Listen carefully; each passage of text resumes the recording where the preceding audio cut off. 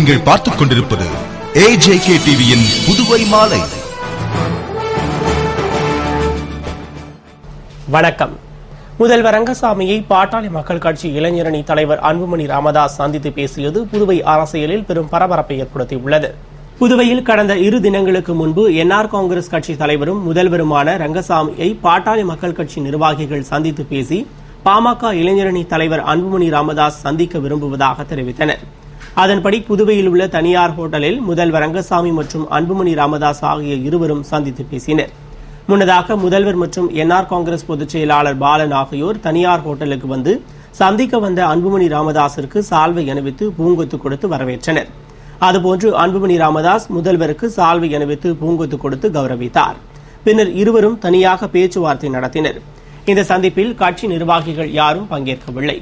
ஏற்கனவே பாராளுமன்ற வேட்பாளர் பட்டியலை வெளியிடப் போவதாக பாட்டாளி மக்கள் கட்சி அறிவித்துள்ள நிலையில் தமிழகத்தில் கூட்டணி இல்லை என்று தெரிவித்துள்ள நிலையில் புதுவையில் என்ஆர் காங்கிரஸ் ஆதரவை பெற பாட்டாளி மக்கள் கட்சி திட்டமிட்டுள்ளது. இதன் காரணமாகவே அன்புமணி ராமதாஸ் முதல்வரை நேரில் சந்தித்து பேசினார். ஆனால் இதனை அன்புமணி ராமதாஸ் உறுதிப்படுத்தவில்லை.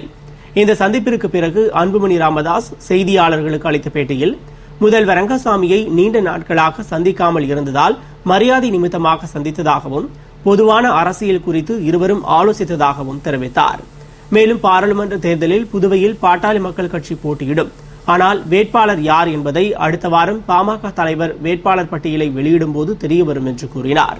பேட்டியின் போது புதுவை மாநில பாமக செயலாளர் அனந்தராமன் உடனிருந்தார். புதுவை முதல்வரை மரியாதை நிமித்தமாக சந்திப்பார், வேற எதுவும் கிடையாது. வேட்பாளர் பட்டியல், பாட்டாளி மக்கள் கட்சியினுடைய நாடாளுமன்ற தேர்தலுடைய வேட்பாளர் பட்டியல் அடுத்த வாரம் மருத்துவர் ஐயாவால் வெளியிடப்படும். தேதியும் நேரமும் உங்களுக்கு தெரிவிக்கப்படும். அதெல்லாம் அப்ப சொல்லுவார், ஐயா சொல்லுவார்.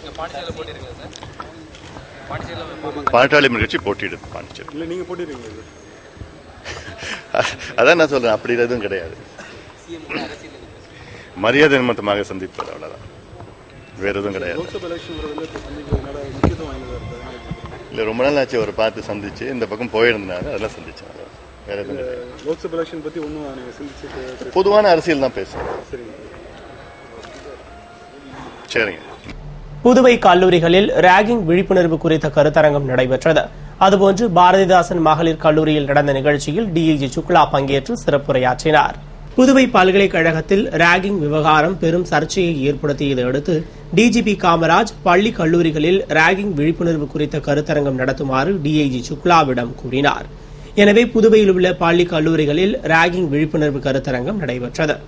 அதன்படி முத்தியால்பேட்டை பாரதிதாசன் அரசு மகளிர் கல்லூரியில் நடைபெற்ற கருத்தரங்கில் டிஐஜி சுக்லா பங்கேற்று சிறப்புரையாற்றினார். மற்றும் வடக்கு பகுதி SP Praveenkumar Tripathi, inspector Bhaskaran, sub inspector Krishnan ஆகியோர் பங்கேற்று உரையாற்றினர். நிகழ்ச்சியில் டிஐஜி சுக்லா பேசுகையில், கல்லூரிக்கு வரும் மாணவிகளை பிற மாணவர்கள் மனரீதியாக துன்புறுத்துவதும் கேலி செய்வதும் போன்றவை ராகிங்கில் அடங்கும். எனவே ராகிங்கில் பாதிக்கப்பட்டவர்கள் 100 என்ற எண்ணில் புகார் செய்யலாம். ராகிங் செய்பவர்கள் மீது காவல்துறை வழக்கு தொடர்ந்தால் மாணவர்களுக்கு அரசு வேலையே கிடைக்காமல் போய்விடும். எனவே மாணவர்கள் ராகிங் போன்ற செயல்களில் ஈடுபடாமல் படித்து முன்னேறுங்கள் என்று பேசினார். அதுபோன்று அன்னை தெரேசா பட்ட மேற்படிப்பு மற்றும் அறிவியல் ஆராய்ச்சி நிறுவனத்தில் காவல்துறை சார்பில் நடந்த ராகிங்கிற்கு எதிரான விழிப்புணர்வு கூட்டத்தில் முதன்மை செவிலிய அதிகாரி பிரமிளா வரவேற்று பேசிட முதல்வர் டாக்டர் முரளி வாழ்த்துரை வழங்கினார். சிறப்பு விருந்தினராக எஸ்பி பைரவசாமி கலந்து கொண்டு சிறப்புரையாற்றினார். தொடர்ந்து ஆய்வாளர் ரகுநாயகம், துணை ஆய்வாளர் நாகராஜ் ஆகியோர் உரையாற்றிய நிகழ்ச்சியில் கல்லூரி ஆன்டி ராகிங் கமிட்டி பொறுப்பாளர் ராஜலட்சுமி நன்றி கூறினார். அதுபோன்று சுய்பிரேன் வீதி கூட்டுறவு ஒன்றியத்தின் கீழ் இயங்கி வரும் கல்லூரி மாணவர்களுக்கு நடத்தப்பட்ட ராகிங் விழிப்புணர்வு வகுப்பில் ஒதியஞ்சாலை காவல் நிலைய இன்ஸ்பெக்டர் வீரவல்லவன் பங்கேற்று ராகிங் குறித்து மாணவர்களிடையே விழிப்புணர்வு ஏற்படும் வகையில் உரையாடினார். மற்றும் ராகிங் செய்பவர்கள் மீது கடும் நடவடிக்கை எடுக்கப்படும் என்றும் எச்சரிக்கை விடுத்தார். விபத்தில் மூளைச்சாவு ஏற்பட்டு உடல் உறுப்புகள் தானம் செய்து மரணமடைந்த போலீஸ்காரர் குடும்பத்தினருக்கு முன்னாள் நகரமன்ற துணைத் தலைவர் திரு ஜான்குமார் ஆறுதல் கூறினார். புதுவை நெல்லித்தோப்பு காராமணிக்குப்பம் பூந்தோட்ட வீதியைச் சேர்ந்த ராஜா என்பவர் காவல்துறையில் பயிற்சி காவலராக இருந்து வந்த நிலையில் கடந்த 13ஆம் தேதி இருசக்கர வாகனத்தில் கோரிமேடு டோல்கேட் அருகே சென்று கொண்டிருந்த போது பின்னால் வந்த வேன் மோதியதில் படுகாயமடைந்தார். பின்னர் புதுவை மருத்துவமனையில் சேர்க்கப்பட்ட அவர் மேல் சிகிச்சைக்காக சென்னை மருத்துவமனையில் சேர்க்கப்பட்டு தீவிர சிகிச்சை அளிக்கப்பட்டும் அவரது உடல்நிலையில் எவ்வித முன்னேற்றமும் ஏற்படவில்லை. இந்நிலையில் அவருக்கு மூளைச்சாவு ஏற்பட்டிருப்பதாக மருத்துவர்கள் அறிவித்தனர். இதனையடுத்து ராஜாவின் பெற்றோர்கள் அவரது உடல் உறுப்புகளை தானம் செய்வதற்கு முன்வந்தனர்.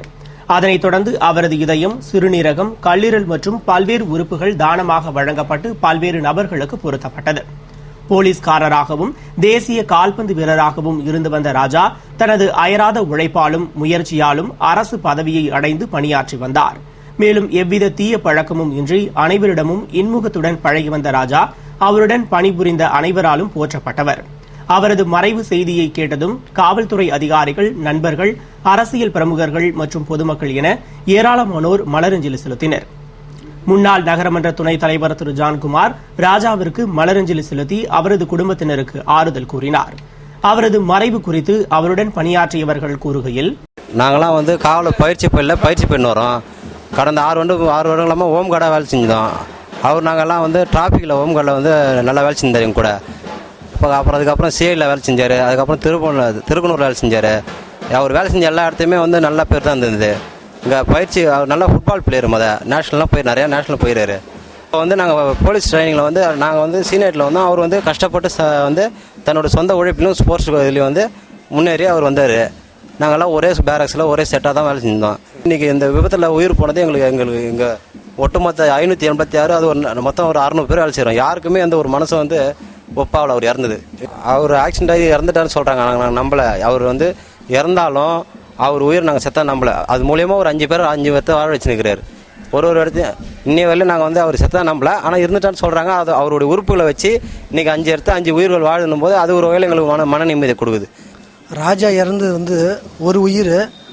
ஆனால் அந்த ஒரு உயிர் 5 பேருக்கு உயிர் கொடுத்துட்டு போயிருக்கிறாரு. அந்த 5 உயிர் மூலிமா இந்த பாண்டிச்சேரியில் நண்பர்களுக்கும் அவங்க சொந்தக்காரர்களுக்கும் எல்லாருமே அந்த 5 உயிர் வாழறத அவங்க எல்லாம் பார்த்துன்னுக்குறாங்க. இதை விட எங்களுக்கு இந்த நிகழ்ச்சி கஷ்டமான நிகழ்ச்சியாக இருந்தாலும் அந்த 5 உயிர் இருக்குதுன்றதுல எங்களுக்கு ஒரு ஆறுதலாக இருக்கிறோம். அவங்க குடும்பத்துக்கும் அவங்க எல்லாருக்கும் ராஜா மாதிரி ஒரு நல்ல கேரக்டர், நல்ல பண்பு, அவர் நடந்த விதம், அது மாதிரி யாருமே இருக்க முடியாது. அவர் இறந்து ஒரு உயிர் கிடையாது, 5 உயிரை வாழ வச்சுட்டு போய்கிறார். எங்களோட உயிர் தோழர் ராஜா இறந்தது எங்களுக்கு பெரிய வருத்தமாக இருக்குது.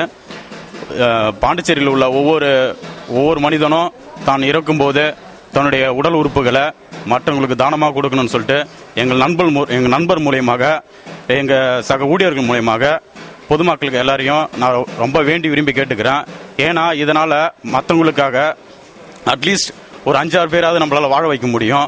இனி ஒரு காலங்கள்லையும் என் நண்பன் போல உடல் உறுப்புகளை தானம் செய்வீர். இதனைத் தொடர்ந்து அவரது இறுதி ஊர்வலத்தில் கலந்து கொண்டு இரங்கல் தெரிவித்தனர்.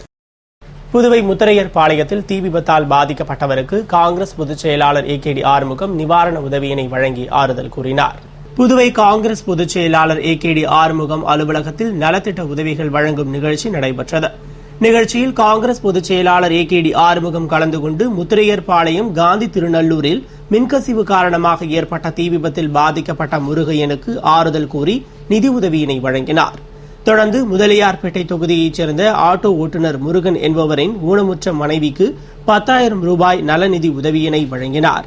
அப்போது பிரான்ஸ் நாட்டிலிருந்து வந்திருந்த பிலால் முகமது என்பவரிடம் பக்ரீத் பண்டிகையை முன்னிட்டு வாழ்த்து தெரிவித்தார். நிகழ்ச்சியின் போது தொகுதி காங்கிரஸ் நிர்வாகிகள் மற்றும் தொண்டர்கள் உடனிருந்தனர். புதுவை உருவையாறு பகுதியில் ஏற்பட்ட தீ விபத்தில் தீயணைப்பு வீரர்கள் எரியும் சிலிண்டரை சேற்றில் தூக்கி போட்டு அது வெடிக்கும் அபாயத்திலிருந்து காத்ததால் பெரும் அபாயம் தடுக்கப்பட்டது. புதுவை மங்களம் தொகுதி உருவையாறு விக்னேஷ் நகரில் ஒரு கொத்தனார் வீட்டில் குடியிருக்கும் வடமாநிலத்தவர் சமையல் செய்யும்போது ஏற்பட்ட கவனக்குறைவினால் தீ கேபிள் வழியாக சென்று சிலிண்டர் தீப்பற்றி எரிய துவங்கியது. உடனே அலறிக்கொண்டு வெளியே வந்த அவர் தீயணைப்புத் துறைக்கு தகவல் தெரிவித்தார். விரைந்து வந்த தீயணைப்பு வீரர்கள் எரியும் சிலிண்டர் மீது தண்ணீரை ஊற்றி பிறகு சிலிண்டரை சேற்றில் தூக்கி போட்டு அது வெடிக்கும் அபாயத்திலிருந்து காத்தனர். இதனால் பெரும் தீ விபத்து அபாயம் தடுக்கப்பட்டது. எனவே சிறிது நேரம் அப்பகுதியில் பரபரப்பு ஏற்பட்ட போதிலும் துரிதமாக சமயோஜிதமாக செயல்பட்டு பெரும் தீ விபத்து ஏற்பட இருந்ததை தடுத்த தீயணைப்பு வீரர்களை அப்பகுதி மக்கள் வெகுவாக பாராட்டினர். புதுவையில் இலங்கை கொடியை எரித்து ரயில் நிலையத்தில் போராட்டத்தில் ஈடுபட்ட இந்திய ஜனநாயக கட்சியினரை போலீசார் கைது செய்தனர். இலங்கையில் நடைபெறும் காமன்வெல்த் மாநாட்டில் இந்தியா பங்கேற்கக்கூடாது, இலங்கைக்கு இந்தியா ஆயுத உதவி வழங்கக்கூடாது என வலியுறுத்தி இந்திய ஜனநாயக கட்சியினர் புதுவை ரயில் நிலையத்தில் போராட்டத்தில் ஈடுபட்டனர். அப்போது புதுவையிலிருந்து கன்னியாகுமரிக்கு புறப்பட்டுச் செல்ல தயாராக நின்ற ரயில் மீது ஏறி மாநில செயலாளர் சத்யானந்தம் தலைமையில் பொருளாளர் சண்முகம், விவசாய அணி செயலாளர் மணிவண்ணன் ஆகியோர் முன்னிலையில் போராட்டத்தில் ஈடுபட்டனர். மேலும் இலங்கை அரசிற்கு எதிராக கோஷம் எழுப்பி இலங்கை கொடியை தீ வைத்து எரித்தனர். இதனையடுத்து போராட்டத்தில் ஈடுபட்டவர்களை உதயஞ்சாலை போலீசார் கைது செய்தனர். புதுவை பல்கலைக்கழகத்தில் சினாப்ஸ் கருத்தரங்கு வரும் 19ஆம் தேதி துவங்குகிறது என்று மேலாண்மை கல்வித்துறை ஒருங்கிணைப்பாளர் சாருமதி தெரிவித்துள்ளார். இதுகுறித்து புதுவை பல்கலைக்கழக மேலாண்மை கல்வித்துறை ஒருங்கிணைப்பாளர் டாக்டர் சாருமதி செய்தியாளர்களுக்கு அளித்த பேட்டியில், மேலாண்மை கல்வித்துறை மூலம் தொழிலகங்கள் மற்றும் நிறுவனங்கள் ஒருங்கிணைப்பின் ஸ்னாப்ஸ் என்ற 2 நாள் கருத்தரங்கு வரும் 19ஆம் தேதி துவங்குகிறது என்றும், இதில் பல்வேறு தொழில் நிறுவனங்களைச் சேர்ந்த கார்ப்பரேட் நிர்வாகிகள் தங்கள் அனுபவங்களையும் அறிவாற்றலையும் பகிர்ந்து கொள்கின்றனர். இக்கருத்தரங்கின் நோக்கம் இருண்ட காலத்தில் ஒளி மற்றும் நம்பிக்கையின் மறுபிறப்பு என்பதாகும். இதில் 18 கருத்தாளர்கள் மற்றும் 240 ஆர்வமிக்க மேலாண்மை பட்டதாரிகள் பங்கேற்கின்றனர் என்று கூறினார். புதுவை அரியாங்குப்பத்தில் ரவுடிகளின் வீடுகளில் எஸ்பி தெய்வ சிகாமணி தலைமையில் போலீசார் அதிரடி சோதனை நடத்தினர் மற்றும் பட்டாசு தொழிற்சாலைகளிலும் ஆய்வு செய்தனர்.